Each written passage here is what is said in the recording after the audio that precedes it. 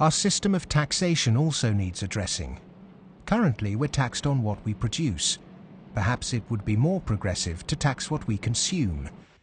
How many American people realize that the Founding Fathers never intended Americans to be taxed on their labor? In other words, they weren't meant to pay income tax. The tax system that was exported from Britain, a relic of colonialism, has duped the world. The most important element of a tax system is to do what everybody expected to be done in the 19th century, and that is to base the tax system on land taxation, on the free lunch of land value, and on what John Stuart Mill called the unearned increment, the income that landlords made in their sleep, as he put it. Who made oil in the ground, coal or iron ore? These are things which are not the products of human effort. Of course, extracting them is, but their existence is not. And so the rents from natural resources are a wonderful source of taxation. Nobody made them, and when you do tax them, you cause all of us to use them more efficiently. So this seems like really the excellent thing to tax, rather than labor and capital. If the government used this land site value that's supplied by nature, not by human labor, not by personal enterprise, then the government would not have to tax wages in the form of income tax. It wouldn't have to imply sales tax that add to the price of doing business, and it wouldn't have to add the proliferation of business taxes. This tax system, advocated by all the classical economists, would begin to address global poverty, as it would allow citizens in developing countries to keep their resource wealth. In developed countries, it would begin to address our housing and debt crisis and unleash the kind of entrepreneurship needed to refloat our economies. Perhaps we should also resurrect another timeless principle for workers that was promoted during the Industrial Revolution. Well, the idea that people who work in a plant ought to own it is just deeply built into working class culture.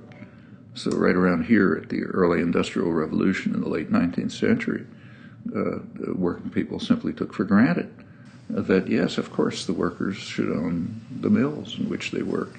Anything else is an attack on our fundamental rights as free citizens. They also took for granted that wage labor is hardly different from slavery.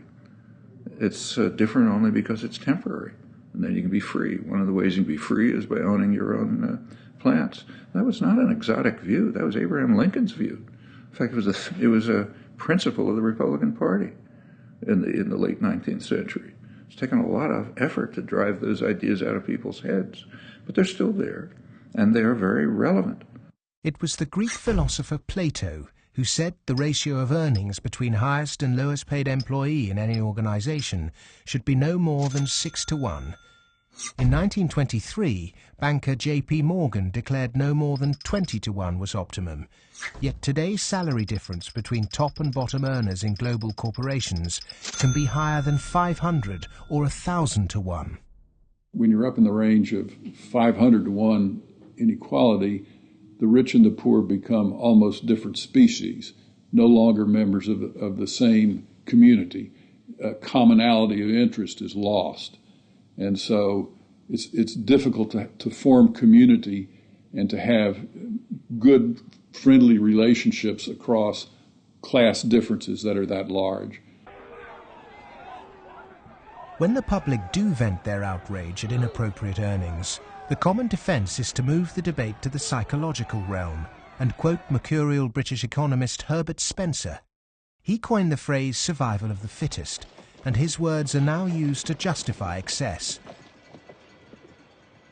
Competition in business is a good thing, but the playing field must be level. Monopolists have too much because the system they game is rigged. Under the current economic setup, the fitness of the vast majority of the world's population is irrelevant. Those that are made to pay for this crisis are not those that caused it. But those who caused it, for survival, will no doubt try to marginalize this film as socialist or even Marxist.